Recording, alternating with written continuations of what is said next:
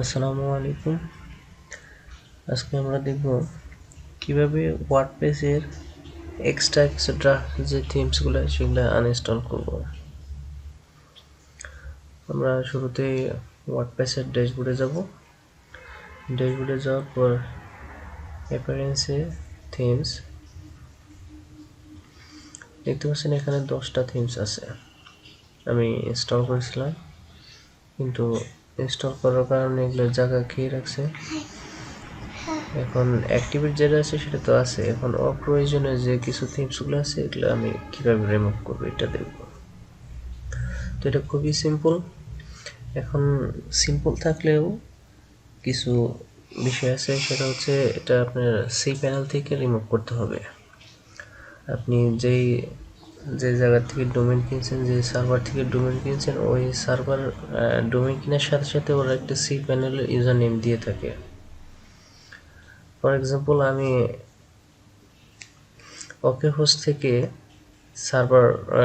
Server থেকে আমি domain গেছিলাম, এখানে এই যে cPanel, log in to cPanel, file manager, এটা ওরা সি প্যানেলের ইউজার নেম দিয়ে দিছে, এবং কি ওই যেই জায়গা থেকে আপনি সার্ভার হোস্ট ডোমেইন কিনবেন ওখান থেকে ডাইরেক্টলি সি প্যানেলও ঢুকতে পারবেন।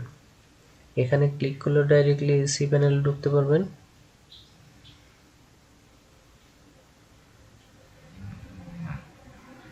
অথবা সি প্যানেলে যে আইডি আছে এটা থেকেও ঢুকতে পারবেন। যাই হোক, সি প্যানেলে ঢুকবেন, প্রথমে লগ ইন করে ঢুকতে হবে এরকম। অবশ্যই সি প্যানেলের ইউজার নেম ও পাসওয়ার্ড লাগবে, অথবা যেই জায়গা থেকে ডোমেইন হোস্টিং কিনছেন ওখান থেকে ঢুকতে পারবেন। যাই হোক, হোমে যাবেন। হোমে যাওয়ার পর এখানে যদি আরও কোনো সাইট থাকে নিচে, ওগুলোও কিন্তু শো করবে। যাই হোক, সাইটটা সিলেক্ট করতে হবে। সাইটটা সিলেক্ট কর, তারপরে যাবেন পাবলিক এইচটিএমএল-এ। পাবলিক এইচটিএমএল-এ যাওয়ার পর ওয়ার্ক কন্টেন্টে যাবেন।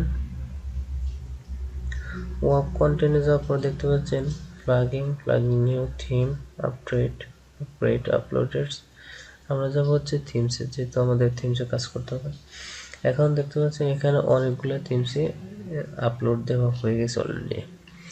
এখন কোন থিমসগুলো আপনার ডিলিট করার প্রয়োজন? প্রথমত যাবেন ওয়েবসাইটের যে ওয়ার্ডপ্রেসের ড্যাশবোর্ডের যে অ্যাপিয়ারেন্সে থিমস আছে সেখানে যাবেন। সেখানে যাওয়ার পর কভার নিউজটা আপনি অ্যাক্টিভে রয়েছে, আর বাদ বাকিগুলো আপনি রিমুভ করতে চান। Colour Mac, news live, news tag, এগুলো রিমুভ করবেন।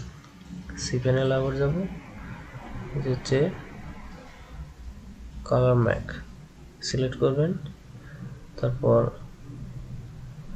ডিলেট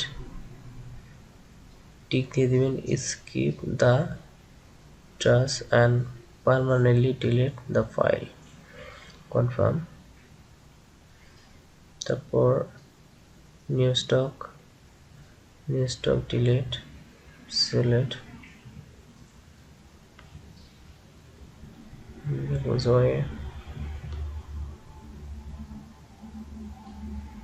যাই হোক, আরো যেগুলো প্রয়োজন আছে আপনি ডিলিট করে নেবেন, আমি জাস্ট আপনাকে দেখানোর জন্য। তারপর রিপিট দিবেন।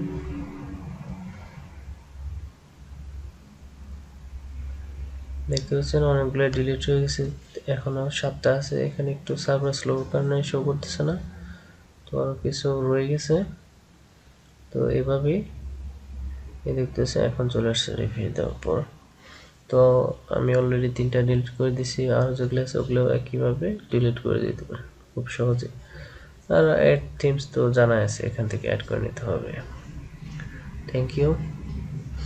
পরবর্তীতে আপডেট ভিডিও দেখার জন্য আমাদের চ্যানেলকে অবশ্যই সাবস্ক্রাইব করে রাখুন। ধন্যবাদ।